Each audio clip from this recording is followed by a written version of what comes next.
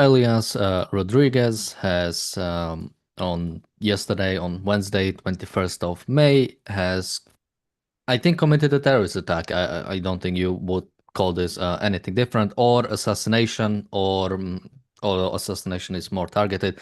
Killed two people, killed two Israelis in front of I think he had in front of the Capital Jewish Museum, and yeah, he killed those people. He pretty much I've seen different sort of things, but he pretty much didn't even bother sort of like trying to flee the scene or anything in that. He pretty much let himself get arrested. He yelled "Free Palestine" when he was getting arrested, and I think I've seen at least one picture when he was sort of just basically sitting there, not really having any regrets. And yeah, pretty much I think very proud of his decision. Now, there is one manifesto that has been going around. Um, Apparently, it was written on the 20th. We won't go through it. I think we'll probably talk about this more, so maybe we can go through it tomorrow, especially just to get confirmation if it is actually him and not just sort of, somebody trying to capitalize on the situation. But yeah, already you have many people sort of going through his life, trying to find out anything about him, going through the life of the couple, the Yaron Liz Chinsky and Sarah Lynn Milgrim, the couple who have been murdered. And yeah, so it's hard to even sort of try to find a place where to start talking about something like this. Yeah, I would only add that now people are going through the sort of tweets of this couple. So the guy, Yaron Liszczynski, was a diplomat, and yeah, so he has sort of many tweets on his profile, and many people are already trying to justify it. Now again, we do not know about sort of like specific motivations or if this was targeted yet. At least from what I see, it most likely wasn't. The guy who did it most likely just wanted to kill Jews. I don't think that is any different. He was, I think it's reported that he was sort of in the area, sort of looking around for a bit beforehand. So, and he did it in front of place where he knew there is something happening in front of the Capital Jewish Museum. So yeah, welcome to the Daily Objective. This is really sad news, and I think it speaks loudly about both where we are, sort of as a society, where this kind of violence, this kind of political violence, is sort of something that happens. You can recall going back to people like Luigi Mangione. We'll talk about on the reality show. We'll talk about more about sort of the left or the pro-Palestinian crowd revering people like this, people like Aaron Bushnell also as well, and yeah, talk about generally the culture. But first, James, any thoughts you have on this situation? There is no question what his motivation was. I mean, here you have a young Israeli couple. According to the young man's father, they were going back to Israel and he was going to propose to this young lady. He'd bought a ring and everything. They were at the uh, Jewish Museum, Capital Jewish Museum in Washington, D.C., just blocks from the Capitol.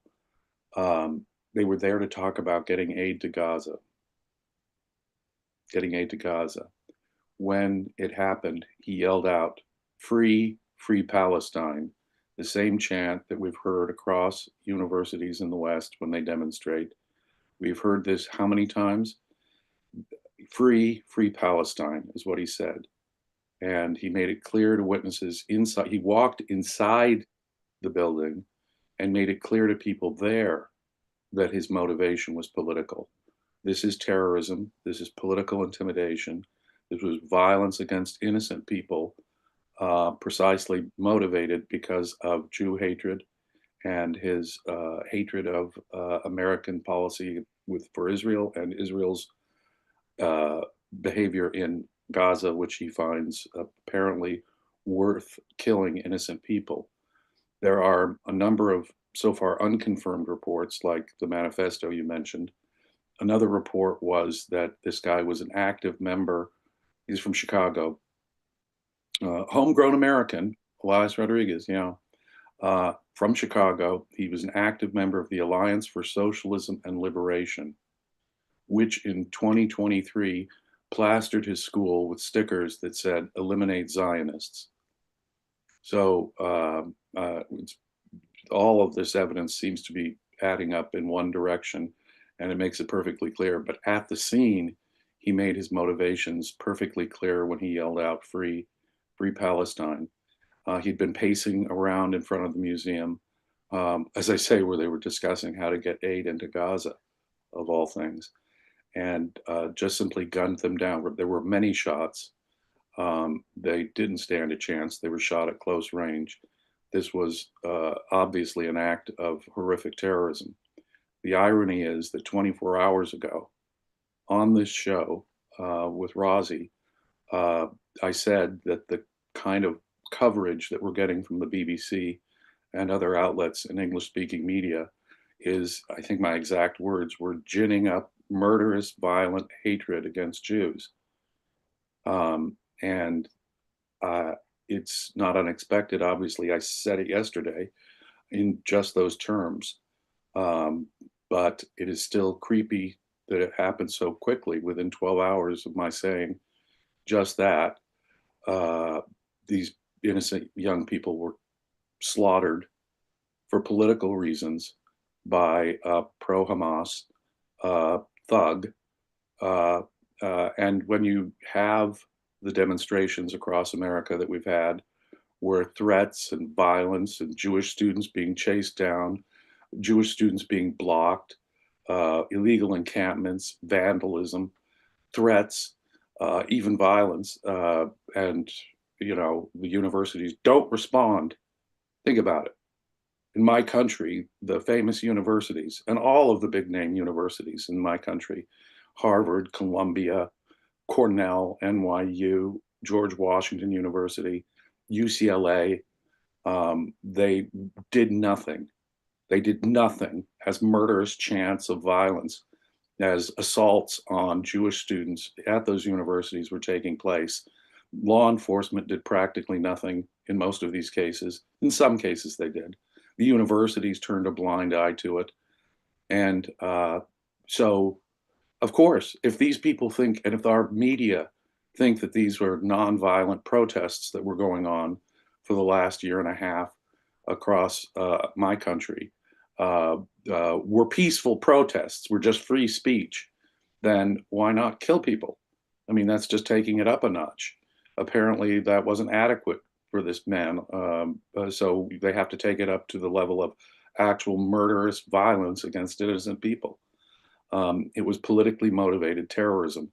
There's no question about it. It was easily foreseeable.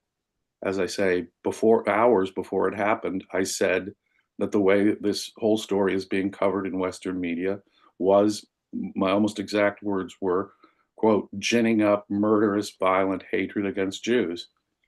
And I hate to say that I was right, but it was obvious that I was right.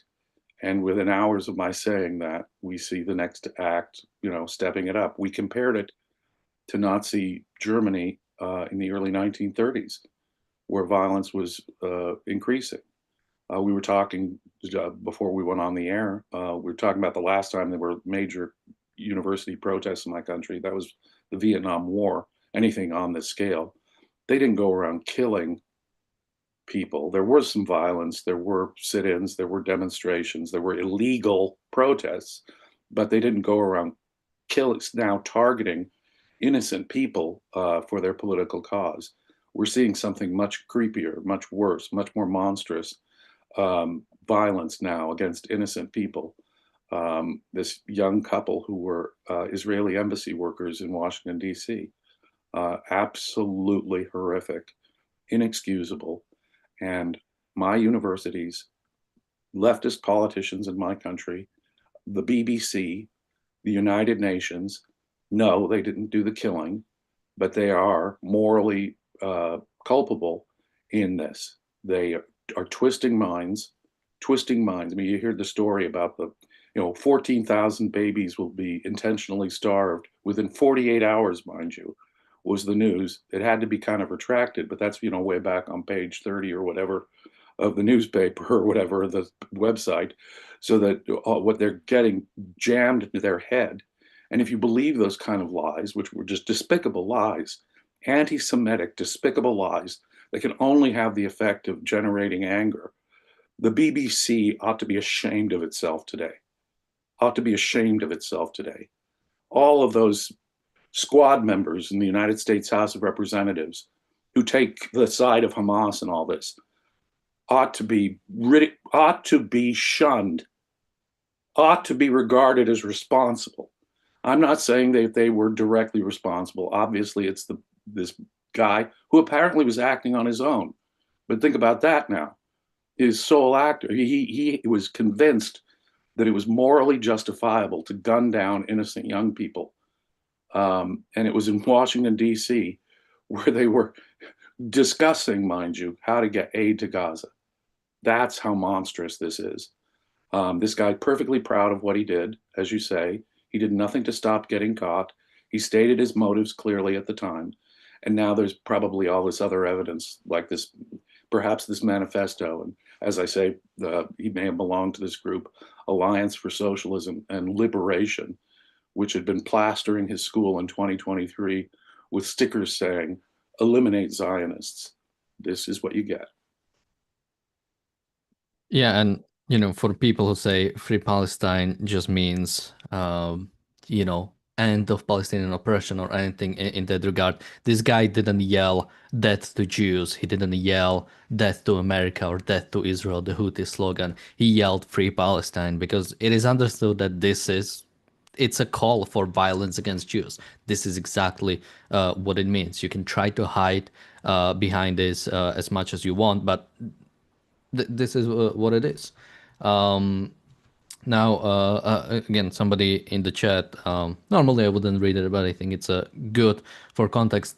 He says, why don't you talk about Israeli army shooting at foreign diplomats yesterday, double standards channel? And I think it's very revealing when something like this happens, you already want to say, well, what about Israel? I'll just mention a few things about that because I watched that. Basically, there were diplomats in Jenin, which is an active combat zone. Now they were supposed to do that, had an approved route to go through, and went a different route. So in an active combat zone, the diplomats went somewhere where they shouldn't have been, and the IDF didn't know that they would be there, and they shot in This the air. monster in the chat is a killer of Jews who wants Jews dead. In other words, after October 7th, Israel does nothing. Israel should not respond. Israel should not fight back, because when Israel does fight back, guess what? Things like that are going to happen. Hamas could, yesterday, have unilaterally surrendered and given up the hostages they're still taking. On October 7th, they raped people. They mutilated bodies. They killed children. They took hostages. Israel isn't supposed to do anything, isn't supposed to have an armed, self-defensive response. And when people do get caught in the crossfire there, it is also Hamas's fault. Hamas could quit tomorrow. They could disband tomorrow, unilaterally and unconditionally surrender, give up those hostages. They do not, sir. No, you are promoting the exact kind of hatred that will get more innocent people killed. Despicable, anti-Semitic bigotry. It is disgusting. And in the face of these innocent people being shot on the so-called peaceful streets of my capital, no, sir. It is radically different. And you're insisting that Israel just sit down and get raped and mutilated and their children get killed. That's what you're calling for, sir. In the wake of this despicable murder. That is vile. Yeah, and so far, you mentioned this quote. We haven't yet heard from Ilhan Omar and Rashida Tlaib, or at least on X, I haven't seen them. They are talking about Trump's budget, or at least were sort of like a few hours ago. Now, AOC did condemn it, so to that extent, I think great.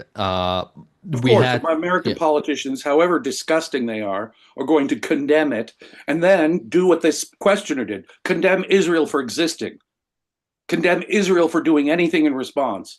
They'll say, oh, Israel has a right to defend itself until Israel starts defending itself. And then anyone who might get caught in the crossfire, well, that's comparable to October 7th. No, sir. That's like saying that, collateral damage during World War II was the fault of the British and the Americans. No, it was not. It was the fault of the Nazis who started the war. Lord love us. This is just despicable. God, at this moment, for anyone to be thinking like that is absolutely morally unhinged. It's evil. It's evil. You're not thinking through what you're saying, what you're thinking.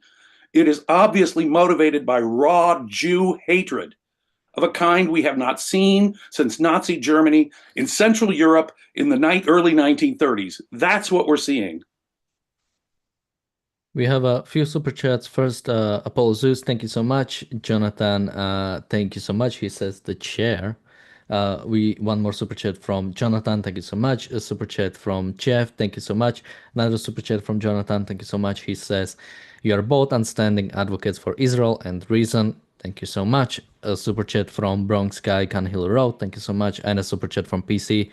Thank you so much. He says, James, I visited that museum with my young son last year. It's sick what happened. Will he pay the ultimate price for his crime? I mean, maybe James, you can say what would be sort of now this was committed in Washington D.C., so I don't know how different sort of the standards are there, but I would assume he most likely wouldn't see the light of day No, anymore. no, he was arrested by the Metropolitan DC Police last night, obviously within minutes. And this will be a matter of both DC charges in the District of Columbia and federal charges. And the good thing about federal charges, especially if they involve terrorism, they do permit the death penalty. You can have a nuanced view about the death penalty. You can even be uncertain about it. But in this case, it's quite certain what he did. He's proud of what he did. It's practically, and we could see the tape of him yelling, "Free, free Palestine." There were numerous witnesses to this. The gun was recovered. It'll be easy to prove this beyond a shadow of any doubt, and the death penalty will be available. I mean, it's multiple murder, it's political intimidation and terrorism. This guy will be subject to the death penalty. And I'm reasonably confident that's what the federal government will pursue in this case. Yeah, I mean, and I assume this trial, if it goes to trial, would definitely be sort of, I don't know if televised, but sort of people would be watching something like this. And I think we'll see a lot of revealing nature of many people, most likely not just on the left, many anti-Semitic people, many people who are anti-Israel to the extent of basically murdering innocent people. I mean, on the reality show, I want to talk more about sort of like general, this kind of the fact that, you are something, you think something is not right in the society, and what you do is basically just lash out, not, do like a specific, breaking specific law that you disagree with. No, you just go kill random people. Go back to the BLM protests. You just riot on random streets and they destroy private property because something happened that you dislike and you completely lash out. We have been seeing more of this in the recent years. And yeah, this is sort of like a scary thing to go for because, me and you have described the idea of hate crimes in the past, but this kind of basically, this is not, Yaron Lishinsky and Sarah Lynn Milgram, they were not targeted because who they are as people. They were targeted because they are Jews. They were targeted because they are Israel, or not necessarily even because they are Jews or Israel, right? Because they were outside of a place where they knew Israelis are meeting, where he knew Israeli diplomats are, and that was enough to basically allow for violence to be committed against them. This kind of basically targeted. I mean, you mentioned the sort of like 30s of Germany. Thankfully, the fact that he was arrested and he will be put on trial. Razi says he didn't know they're Israeli. Yeah, most likely not. I mean, he knew. Well, he knew there is this. Well, no. He couldn't know anything. I mean, maybe we'll learn in the upcoming days about how it was planned and something. So maybe he was like targeting specific people. But as of right now, we just know there were people outside of this museum that he wanted to kill Most because of of the their people, association. most of the people at this event, at this Jewish museum, were Jews. It obviously was targeted against Israelis. This is Washington D.C. This is embassy near Embassy Row, within blocks of the Capitol, and these were Israeli embassy employees. He may not have known that they were employees at the Israeli embassy, beloved employees, by the way, at the Israeli embassy, but he knew what event was going on. He knew what the building was, and he was yelling free, free Palestine. You don't need to be Albert Einstein to figure out what his motives here are. It's obvious on the face of it. Yeah, the only sort of like question is if they were sort of like specific targets or if he just wanted to kill Jews, which I think, especially in the sort of recent things we've seen, yeah, it does seem like people simply want to commit violence against specific kind of group or just simply want to lash out because something that they disagree with is happening. Now, there is the manifesto. I don't want to draw too much upon it before we have more confirmation. But there is also his X page that people have been sharing. So we know a little bit about what he was talking, and he was following the propagandists on the ground, so-called on the ground in Gaza. He was into all of this stuff, and yeah, so he was completely bought in, and both the Western media and Western politicians are playing into it, right? I mean, what kind, like, you wouldn't see, so we don't draw always comparisons to World War II. It's not like, during the Civil War or during any war, you have like violence committed against sort of like the soldiers who are fighting a just war. It's not like, okay, let's go to the World War II. It's not like you had this large scale sort of opposition to Allied fighting the Nazis, because it was understood. Even with all of it, it was happening. It was understood why it was happening.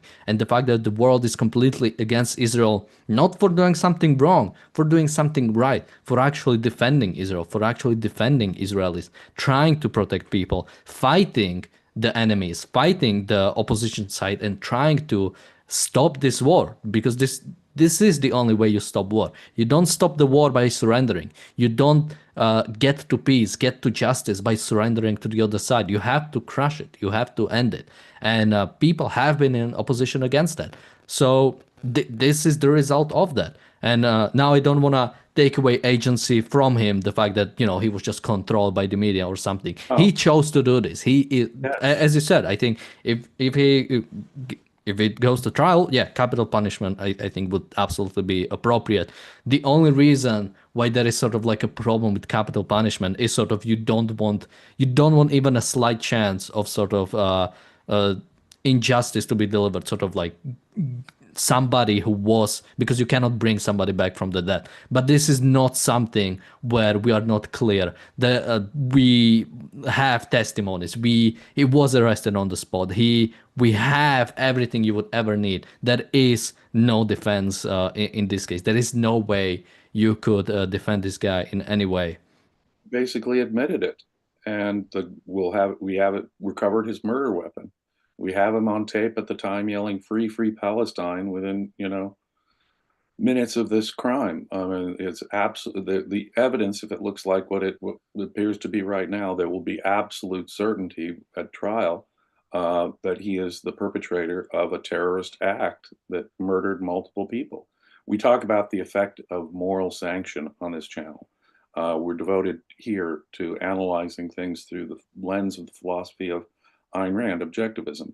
And she spoke about the importance of the power of morality. And everyone who's twisted language to call what Israel is doing in self defense genocide, when Israel could have wiped out the entire population of Gaza within days just using conventional weapons had they wanted to. They've been doing the opposite of genocide. They've been doing an act of self defense in the most restrained way you can possibly imagine. But everyone who calls what Israel is doing genocide is giving moral sanction to this kind of violence. I mean, what would you do if there was a genocide going on in the world? How would you treat perpetrators and agents of genocide? I mean, once you start using that language, you're saying murder is okay. You're saying you're morally sanctioning this kind of behavior. And yeah, he was perfectly intelligent and sane. He could use the English language. He was responding to media reports. I don't know if he'd seen this BBC report on the 14,000 babies we talked about yesterday, but haven't we had Well, reports everybody talked about it. I'm sure well, he. that's true. It was, you're right. It was big news all over the English speaking media. And that's the point here. But even if he hadn't been aware of that particular story, what kind of coverage have we had now since October of 2023? Even before Israel did anything, they were blaming Israel for being the victims of atrocities on October 7th. When you have that kind of moral perversion, this is hardly surprising, but it is not a deterministic outcome. This man was using his mind, but his mind had been shaped by the twisted ideology of our time and by the insanely dishonest propaganda against Israel that is coming out of the United Nations, that is coming out of the BBC, that comes out of the Squad, these House members in my country, that comes out of the British Labour Party. Yeah, when you hear clearly anti-Semitic stuff from media, from politicians, from the United Nations, this guy was acting within the parameters of the despicable lies like genocide that we're hearing made against Netanyahu and Israel. As I say, it's sad, but not horrifying and creepy, but not terribly surprising. Yesterday, 24 hours ago, I was saying that that kind of coverage was ginning up murderous violence against Jews.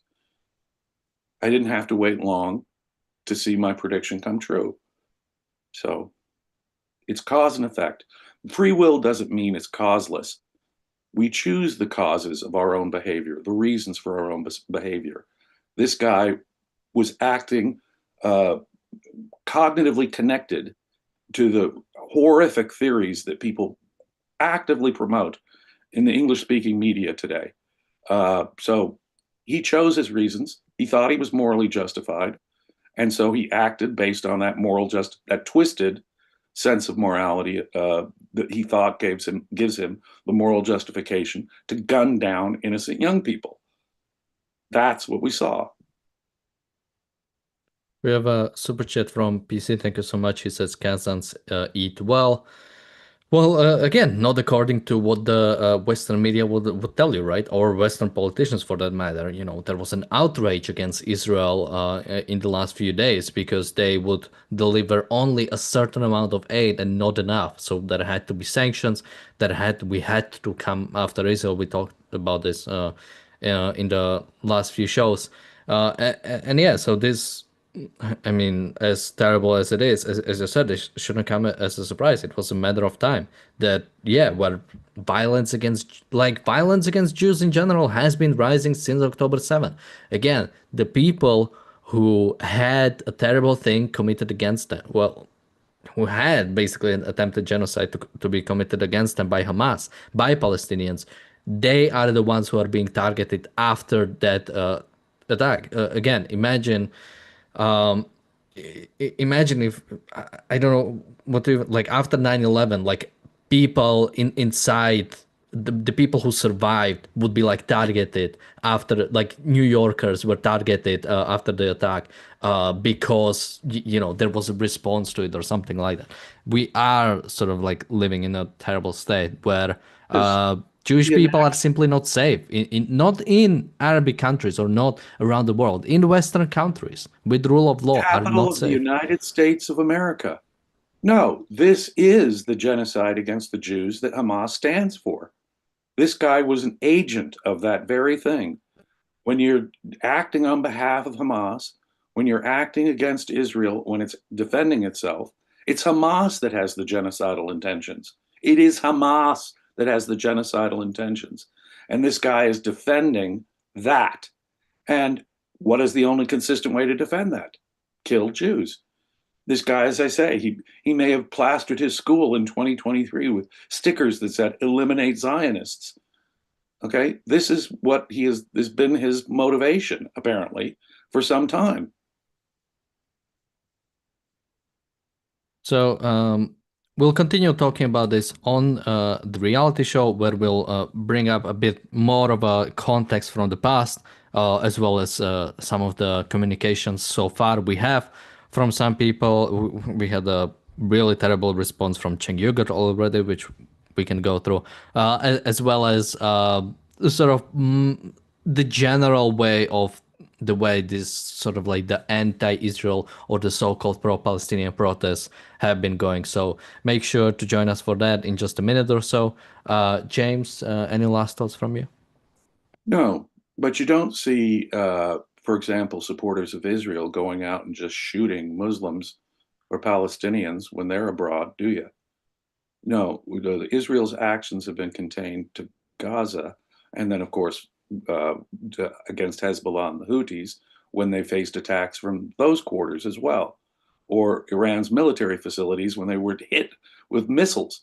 No, what Israel is doing is targeted against the enemies who've been initiating violence against them. You do not see supporters like you and me going out and just killing Muslims and Palestinians like that. That's a huge difference. And I would ask any of these monstrous trolls in the chat to think about that difference really hard. We're not going out and killing people who aren't actually being violent. Israel is killing people who are actually have already done monstrous atrocities and violence against them. Huge difference. And that lack of moral clarity is deadly, people. That's my last thought. So make sure to join us for the reality show in just a minute or so. Thank you, James, for joining me today. Thank you, everybody, for watching, and we'll see you in a bit. Be safe.